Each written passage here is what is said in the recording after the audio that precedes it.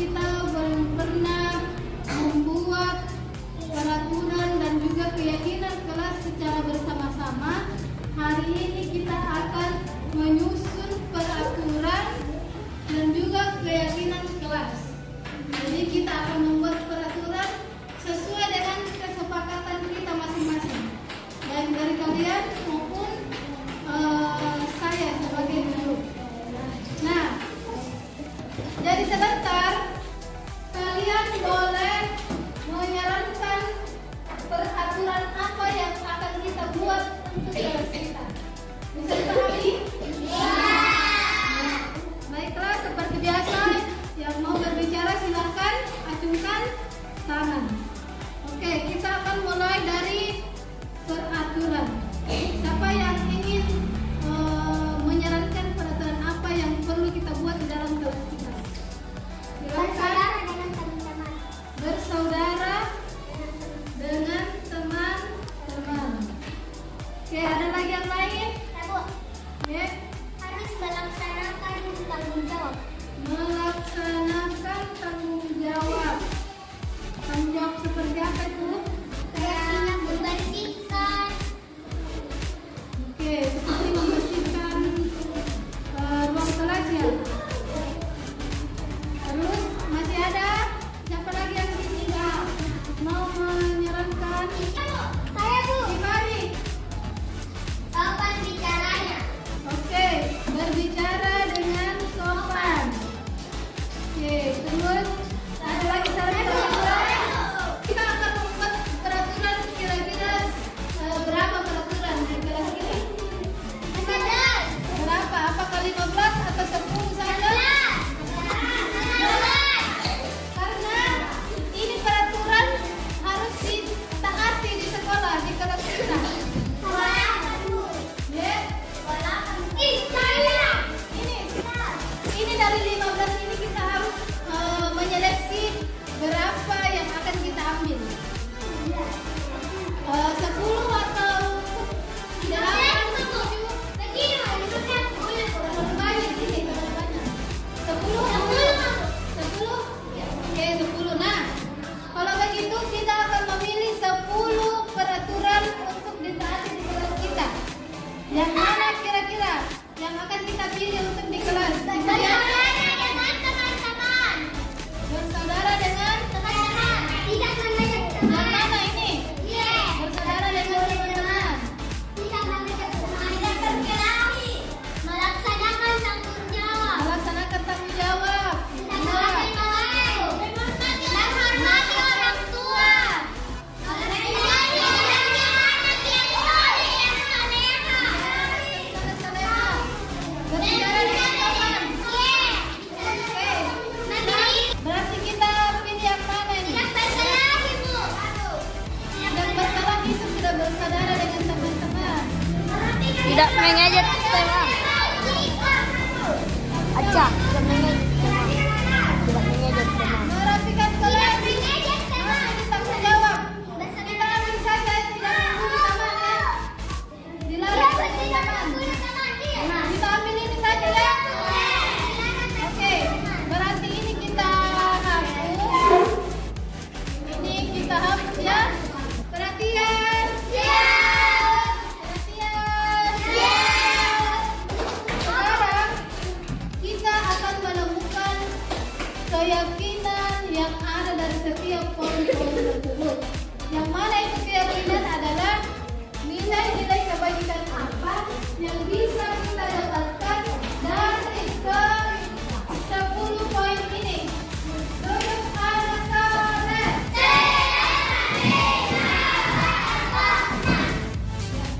Jadi sekarang kita akan bersama-sama menemukan nilai kebaikan apa yang terkandung dari ke 10 peraturan ini. Nah, ada yang bisa memberikan pendapatnya untuk poin nomor 1, peraturan nomor 1. Kira-kira apa yang kalian dapatkan? Manfaat apa yang kalian dapatkan untuk peraturan nomor 1? Tidak berbicara kasar dan Bersaudara dengan teman-teman.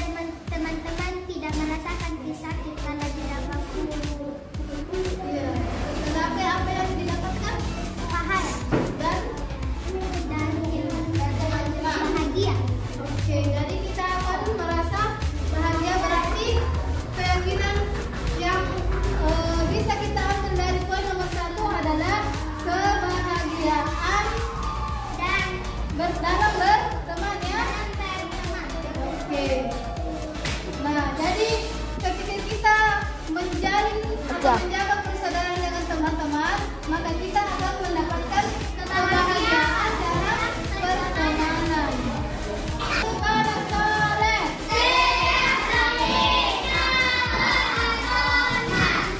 Baik, alhamdulillah hari ini kita sudah berhasil membuat keyakinan untuk di kelas 3.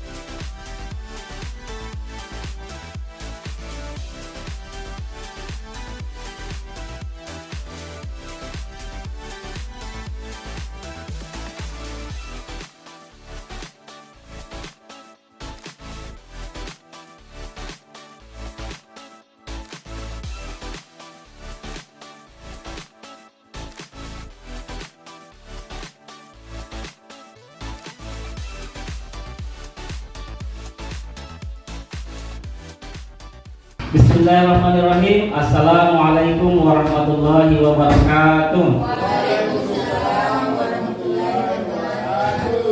Alhamdulillahirrabbilalamin. Wassalamu ala asrafil anbiya wal mursalin Sayyidina Muhammadin wa ala alihi wa sahbihi ajmain. Pertama-tama marilah kita senantiasa memanjatkan puji dan syukur kepada Allah Subhanahu wa taala, karena berkat izinnya lah sehingga pada kesempatan hari ini kita sempat berkumpul di ruangan ini dalam rangkaian acara penimbasan ataukah seminar aksi nyata penerapan budaya positif di SDN nomor 227 Impres tanggal 2. Salam dan taslim tak lupa kita kirimkan kepada junjungan Nabi besar Muhammad SAW, Nabi sebagai uswatun hasanah, suri teladan bagi kita semua. Untuk memulai acara ini kami persilahkan kepada kepala sekolah atau yang mewakili beliau untuk membuka acara ini. Dengan hormat kami persilahkan. Bismillahirrahmanirrahim. Assalamualaikum warahmatullahi wabarakatuh. Bapak, Ibu guru, khususnya guru penggerak yang saya hormati, dan teman-teman guru, bapak guru yang saya hormati. Alhamdulillahirabbil alamin. Wassalatu wassalamu ala asyrofil anbiya'i wal mursalin Sayyidina Muhammadin wa ala alihi wa sahbihi ajmain.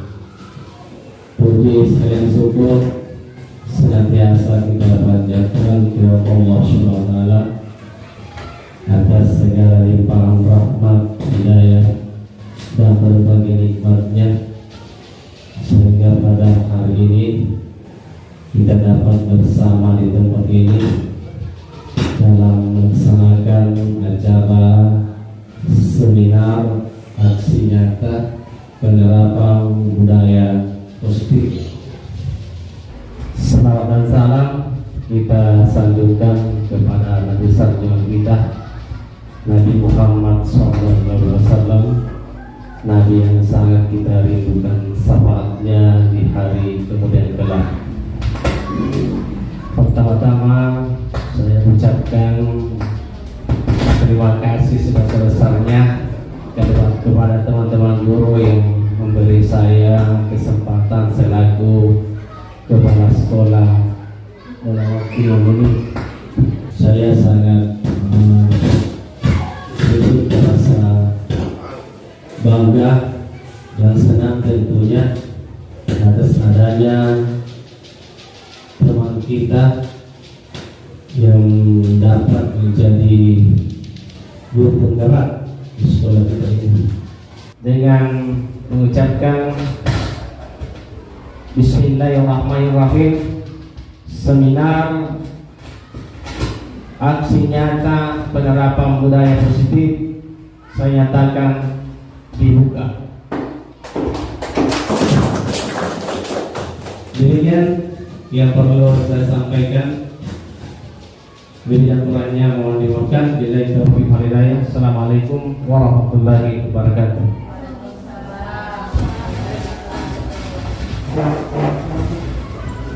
Baik Bapak Ibu yang kami hormati, demikianlah tadi sambutan sekaligus membuka acara seminar aksi nyata penerapan budaya positif di SDN nomor 227 Impres tanggal 2 dan SDN nomor 24 Impres tanggal 2. Baik, Bapak Ibu yang kami hormati, kita langsung saja masuk di materi. Jadi alhamdulillah hari ini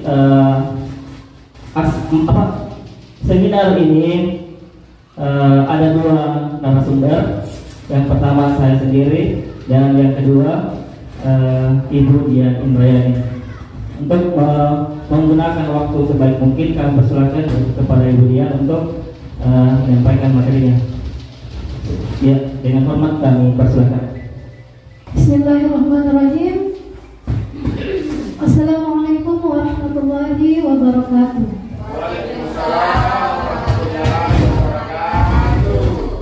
Terima kasih atas kesempatannya.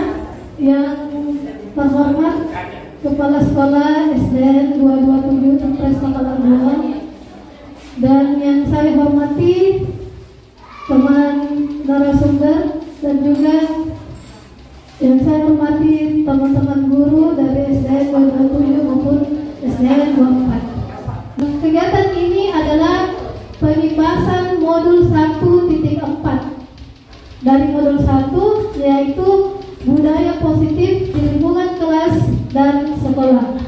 Namun latar belakang dari budaya positif ini adalah karena suasana positif sangat mendukung dalam menciptakan pembelajaran yang kondusif. Karena dengan suasana positif dapat menciptakan pembelajaran yang menyenangkan, sehingga proses pembelajaran dapat berjalan baik tanpa adanya suatu beban. Suasana positif ini juga akan menjadi dasar untuk memenuhi potensi murid secara penuh sehingga membuat siswa nyaman dalam belajar. Budaya positif ini adalah nilai-nilai, keyakinan-keyakinan dan terwujud dalam kebiasaan-kebiasaan di sekolah yang berpihak pada murid agar murid dapat berkembang menjadi pribadi yang kritis, penuh hormat dan bertanggung jawab. Jadi dengan diterapkannya berbagai budaya positif di sekolah maupun di kelas, diharapkan beberapa hal ini dapat tercapai dengan baik. Adapun bagiannya yang pertama itu disiplin positif. Mungkin teman-teman bertanya ataukah sudah biasa mendengar kata disiplin positif. Jadi disiplin positif ini merupakan suatu cara penerapan disiplin tanpa kekerasan dan ancaman yang dalam praktiknya melibatkan komunikasi tentang perilaku yang efektif antara orang tua dan anak. Jadi orang tua di sini termasuk guru di sekolah. Nah, dalam penerapan disiplin positif ini, anak diajarkan untuk memahami konsekuensi dari perilaku mereka. Nah, selain itu, disiplin positif juga mengajarkan anak tanggung jawab serta rasa hormat dalam berinteraksi dengan lingkungannya. Dan disiplin positif juga merupakan salah satu penerapan disiplin yang bertujuan untuk menumbuhkan kesadaran serta memberdayakan anak untuk melakukan sesuatu tanpa sogokan, ancaman maupun hukuman. Jadi penerapan disiplin positif ini mengedepankan kenyamanan anak. Jadi ancaman, hukuman maupun sogokan ini sebagai pilihan terakhir. Kalau perlu tidak dilakukan. Jadi menurut teori ini, kalau bisa hukuman maupun ancaman kita tidak lakukan dalam penerapan sehari-hari. Dari nilai-nilai positif yang kita ciptakan di sekolah maupun kelas, diharapkan melahirkan nilai-nilai kebajikan. Nah, nilai kebajikan ini tertuang dalam profil pelajar Pancasila. Jadi profil pelajar Pancasila ini sejalan dengan ide atau gagasan Ki Hajar Dewantara dalam pembelajaran, di mana kita kenal beliau adalah pelopor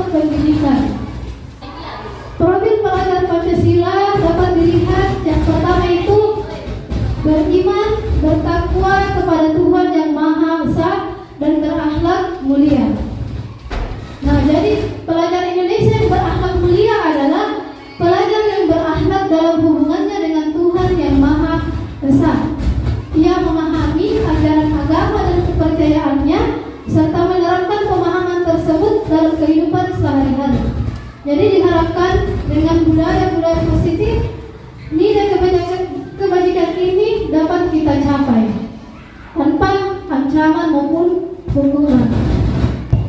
Nah, nilai kebajikan yang kedua adalah berkebinekaan global. Pelajar Indonesia mempertahankan budaya luhur, lokalitas, dan identitas, dan tetap berpikiran terbuka dan berinteraksi dengan budaya lain, sehingga menumbuhkan rasa saling menghargai dan kemungkinan terbentuknya budaya baru yang positif dan tidak bertentangan dengan budaya luhur bangsa.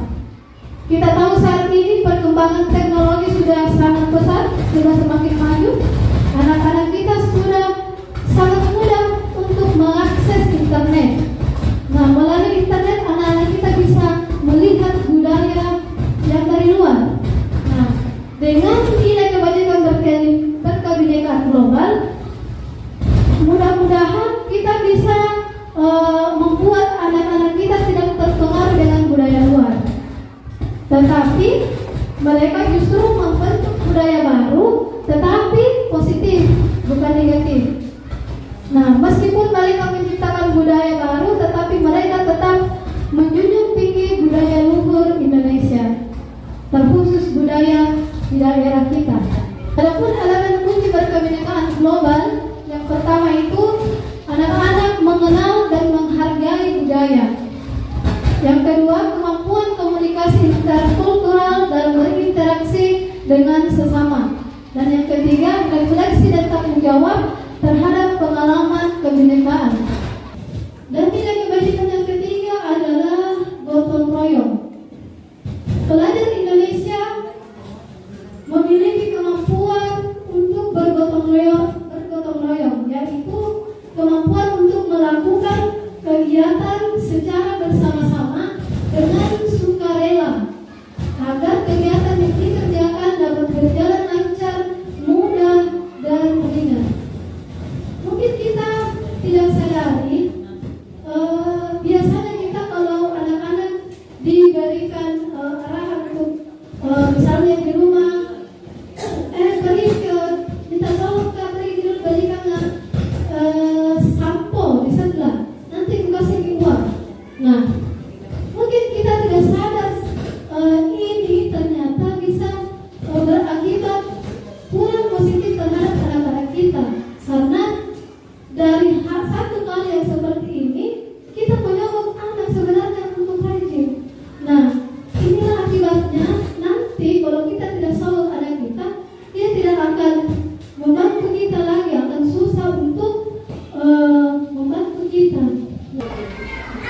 Dan nilai kebajikan yang keempat yang terkandung dalam profil pelajar Pancasila yaitu mandiri. Yang mana dikatakan pelajar mandiri, yaitu pelajar yang bertanggung jawab atas proses dan hasil belajarnya.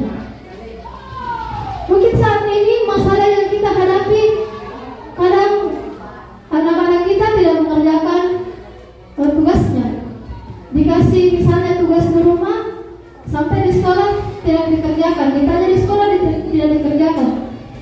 Itu artinya berarti mereka tidak memiliki rasa tanggung jawab terhadap diri mereka maupun hasil belajar mereka.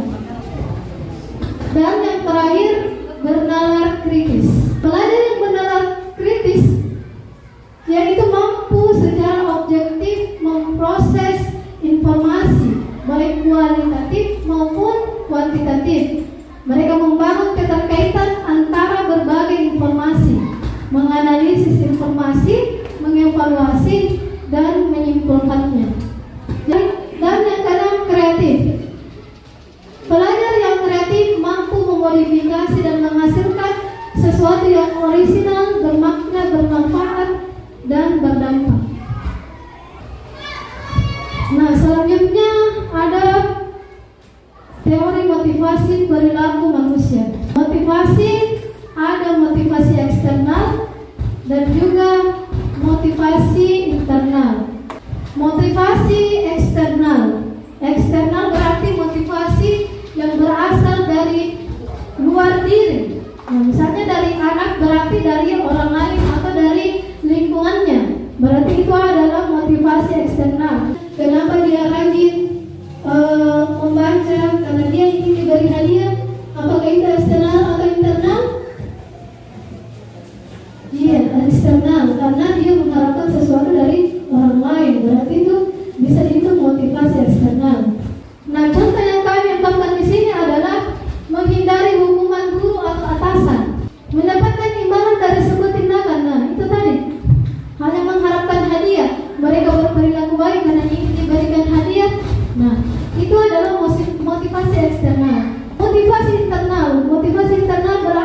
motivasi yang tumbuh atau timbul dari diri anak.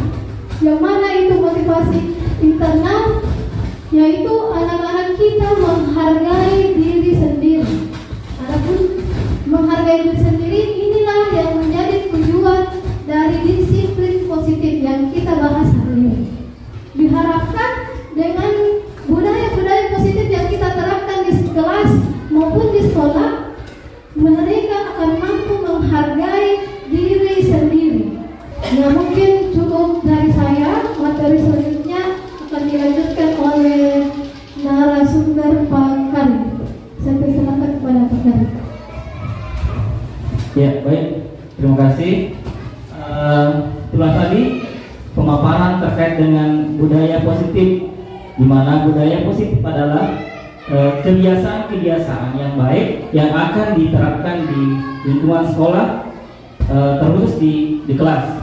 Untuk menerapkan budaya positif, maka terlebih dahulu kita di lingkungan kelas itu membuat atau membentuk suatu keyakinan kelas. Keyakinan kelas itu artinya dibuat dari siswa sendiri, kesepakatan yang dibuat di dalam kelas yang akan diterapkan di kelas tersebut. Jadi kita mengadakan komunikasi dengan siswa, apa-apa yang akan kita bentuk di dalam kelas.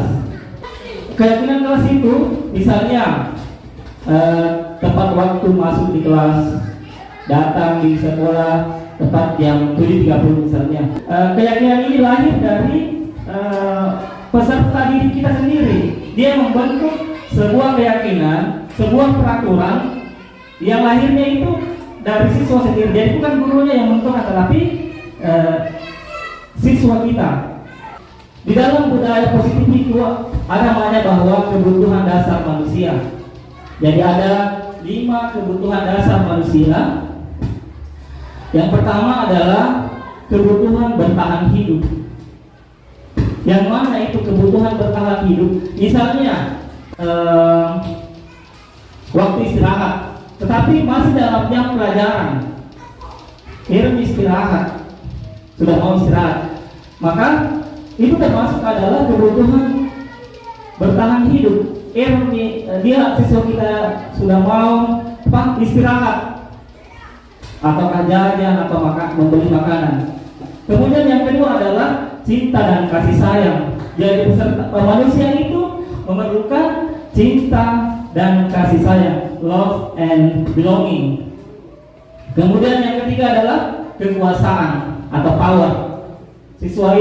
Manusia itu membutuhkan kekuasaan di dalam mengarungi kehidupan. Yang keempat adalah kebebasan. Jadi siswa itu ingin bebas dalam aktivitasnya, dalam kesehariannya. Kemudian yang terakhir adalah kesenangan atau fun. Kemudian ada 5 posisi kontrol sebagai seorang guru. Sebentar kita akan menayangkan sebuah video terkait dengan 5 posisi kontrol. Yang pertama adalah posisi kontrol sebagai penghukum. Pemberi hukuman, yaitu seorang penghukum bisa menggunakan hukuman fisik maupun verbal.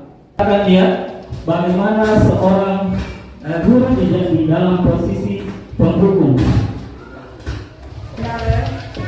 Itu tadi 5 posisi kontrol. Yang terakhir adalah kembali yang terakhir.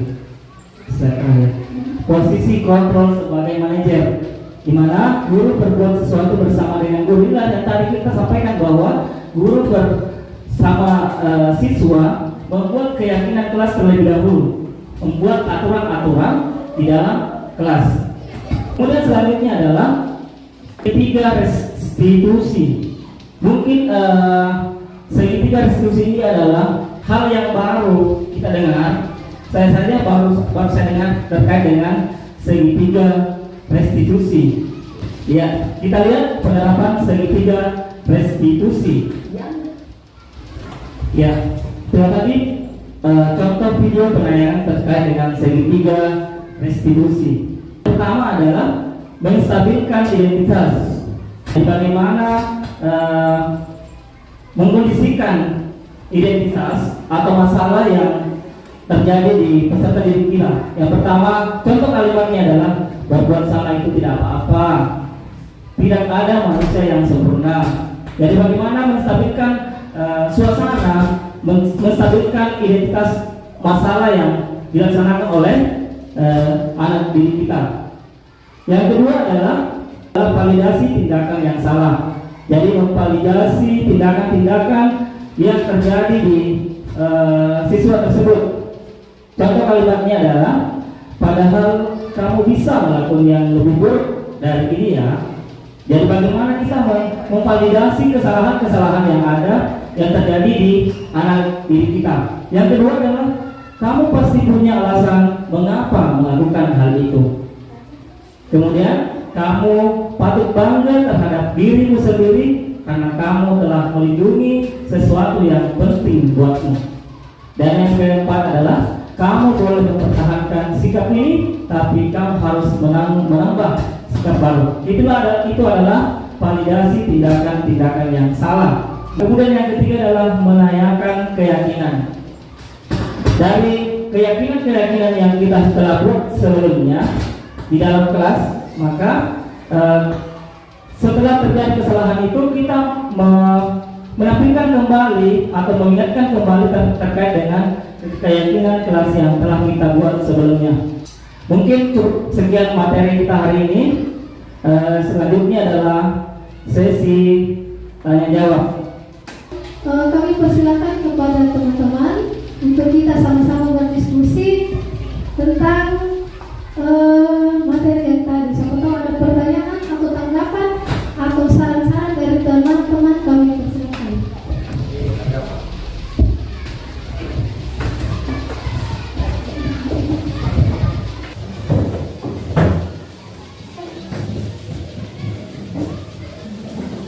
Baik, terima kasih waktu yang diberikan kepada saya.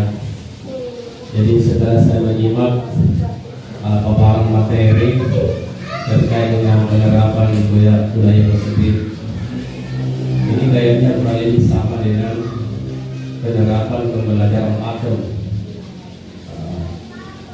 pembelajaran aktif, kreatif, efektif, menyenangkan, di mana kedua pendekatan ini sama-sama mendengarkan kita dengan adanya kekerasan, baik itu berupa ancaman maupun hukuman. Pembelajaran pakai juga seperti itu. Jadi kita di sini memang dituntut harus punya kreatif, inovasi pembelajaran. Dan saya tadi melihat ada beberapa pendekatan akhlak yang bisa digunakan di dalam mengatasi berbagai karakteristik siswa. Namun ada hal yang penting menurut saya. Kalau memang kita mau menghindarkan dari unsur adanya kekerasan, baik ancaman maupun hukuman, kita harus memahami semua karakteristik siswa yang kita hadapi. Karena saya yakin dalam satu kelas itu, jangankan kita bicara 2 orang, 3 orang saja itu sudah berbeda karakteristiknya. Kemudian kita juga harus memahami bahwa setiap anak itu punya potensi, punya bakat yang harus dikembangkan. Dan inilah unsur yang dapat menyenangkan dirinya sendiri.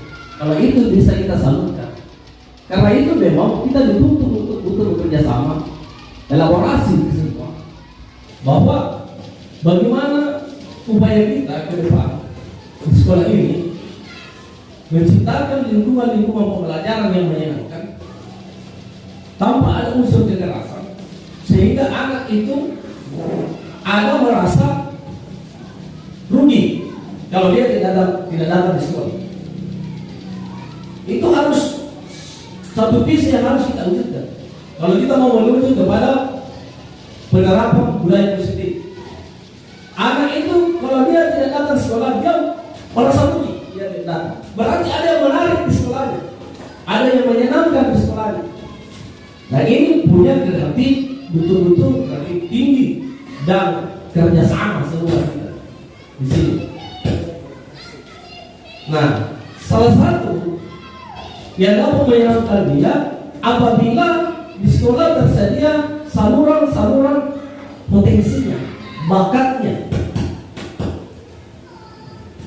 Itu juga saya yakini bisa mengubah karakteristiknya dari karakteristik kebiasaannya selalu berbuat salah, selalu keras, tapi dengan adanya sarana-sarana saluran potensi dan bakatnya sesuai dengan apa yang diinginkan, saya yakin hal itu bisa berubah.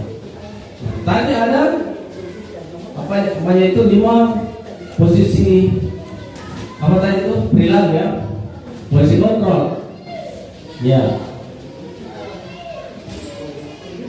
Saya tadi adegan drama itu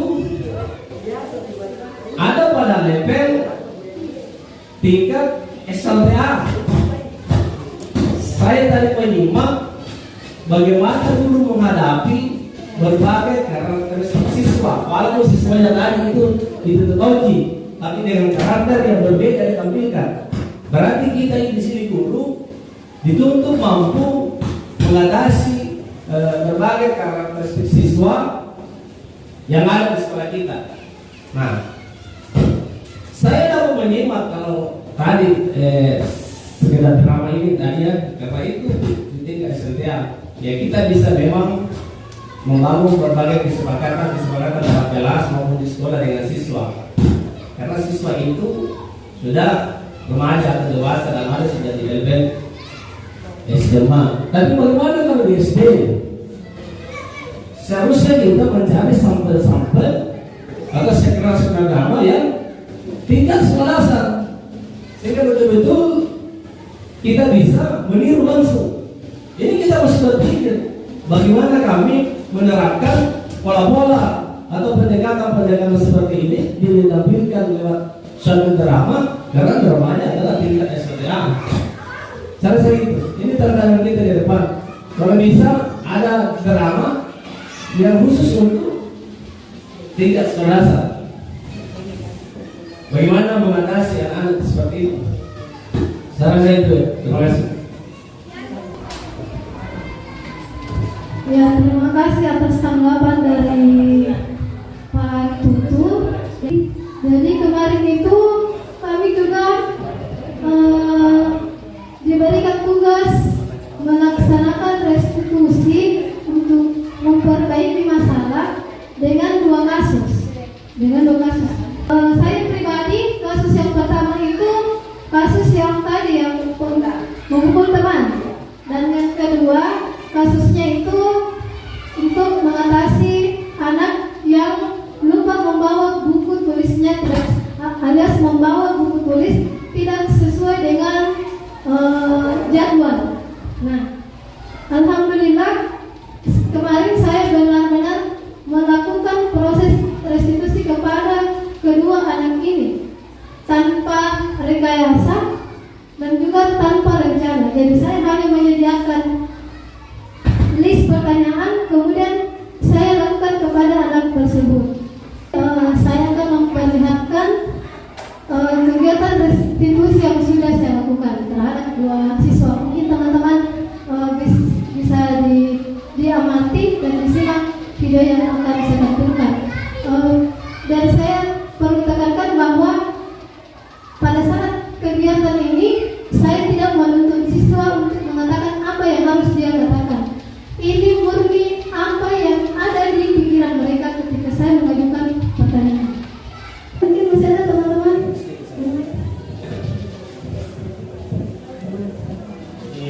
Apa yang telah dilakukan Ibu Dian ini sudah berdampak positif tentunya di sekolah kita. Tetapi saya berharap kita semua janganlah terlalu cepat kita puas dan mengklaim bahwa kita sukses, karena apa yang diperlihatkan tadi kemudian itu baru sebatas apapun lakukan anak, bahwa dia tidak akan lagi mengulangi perbuatannya, karena pendekatan yang juga kemudian dalam menyelesaikan masalah adalah pendekatan pendekatan hati, ya, bukan dengan kekerasan. tapi itu sebatas pengakuan. Yang perlu kita yakinkan bahwa anak ini tidak akan mengulangi dan tidak ada lagi temannya juga yang melakukan hal yang sama. Perlu kita melakukan kontrol berkelanjutan, monitoring berkelanjutan. Karena apa yang saya lihat itu baru sebatas pengakuan anak. Belum ada jaminan bahwa anak yang sudah mengaku tadi tidak akan lagi berbuat. Kalau masih berbuat, berarti perlu dilakukan terus-menerus. Nah, terkait dengan kontroversi tidak ada lagi ancaman, saya juga sebenarnya kurang menerima hal seperti itu. Terserah, karena memang karakter saya seperti itu. Dan saya juga punya trik tersendiri. Saya kalau habis memarahi anak itu saya tidak biarkan perasaannya luka kembali sampai dulu. Jadi saya memarahi anak, akan mengancam anak, dan saya tidak akan biarkan kedua jelasnya kalau anak itu luka perasaannya kembali ke rumah. Itu trik tersendiri. Saya banyak, ini pengalaman ya, pengalaman. Saya kalau habis memarahi anak, bagaimana dia membangun jiwanya kembali, dan anak suka dengan saya biasa main-main dengan anak itu, panggil bukan namanya, nama yang bisa membuat dia ketawa, senyum.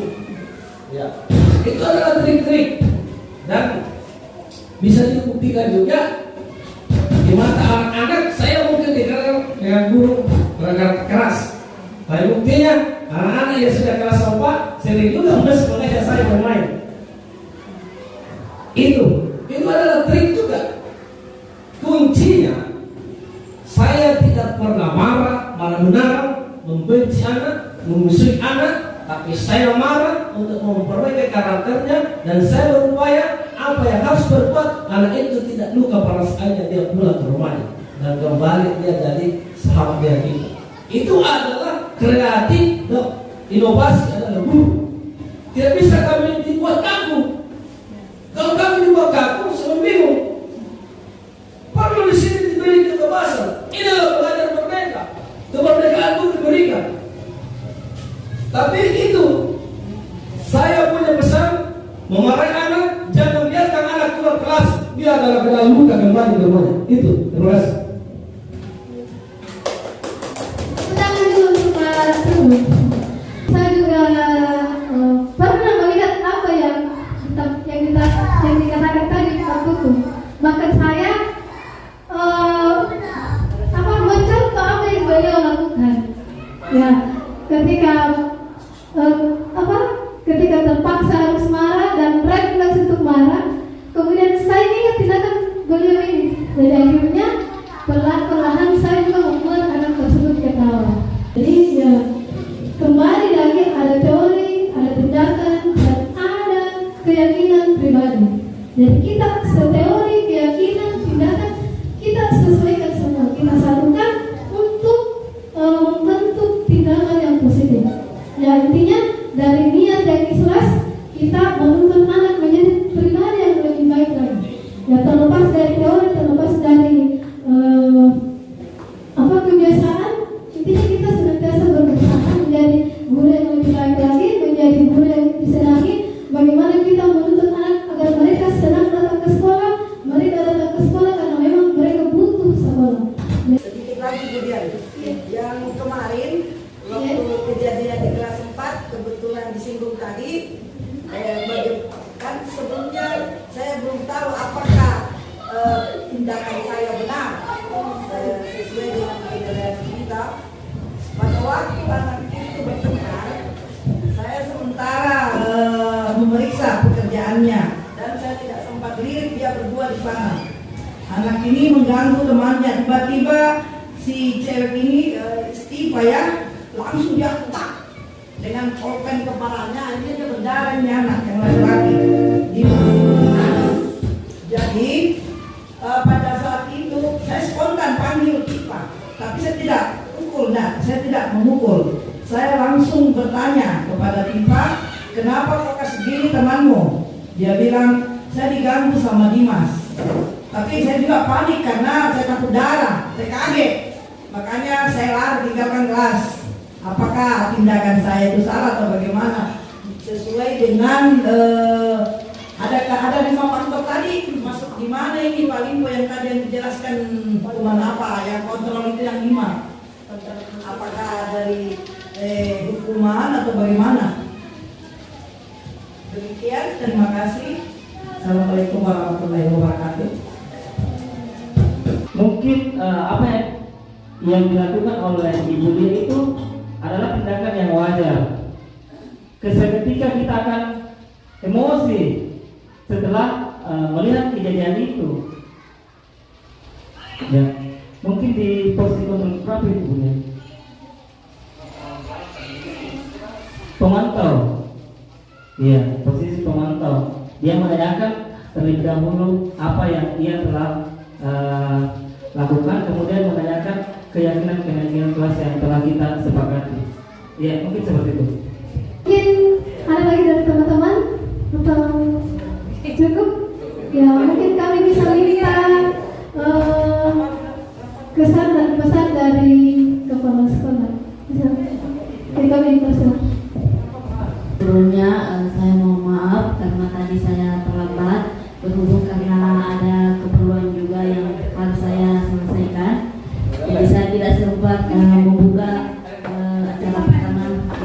Tapi alhamdulillah saya menyempatkan waktu saya juga untuk hadir di kegiatan ini terkait dengan kegiatan calon guru penggerak ya. Dan saya sangat salut kepada kedua yang sebagai narasumber dari kegiatan ini di mana sangat menarik ya. Setelah saya menyimak tadi apa yang disampaikan oleh narasumber, alhamdulillah, dan saya berharap kedepannya semua teman-teman apa yang telah disampaikan oleh kedua narasumber kita bisa bermanfaat bagi kita semua. Amin. Mudah-mudahan kita bisa mencontoh dengan apa yang telah dilakukan selama ini. Tadi sudah menceritakan juga pengalaman mereka. Semoga kita juga bisa seperti mereka dan bisa juga masuk sebagai guru penggerak. Ya, ya saya berharap. Dan untuk mempersingkat waktu, mungkin karena masih ada mungkin ada teman yang belum atau ada keperluan lain, maka saya tutup dengan ucapan alhamdulillahirrahmanirrahim. Wassalamualaikum warahmatullahi wabarakatuh. Bapak Ibu yang kami hormati, demikianlah seminar nyata dan terkait dengan penerapan budaya positif. Kami atas nama calon guru penggerak mengucapkan banyak-banyak terima kasih atas kerjasama. Semoga apa yang kita laksanakan hari ini dapat bermanfaat bagi kita semua, terutama bagi diri kami pribadi. Terima kasih atas segala bantuan dan kerjasama. Jika ada kekurangan mohon maafkan, dan saya tutup dengan ucapan Nunwal Kalmi wa Maestro. Assalamualaikum warahmatullahi wabarakatuh. Ya,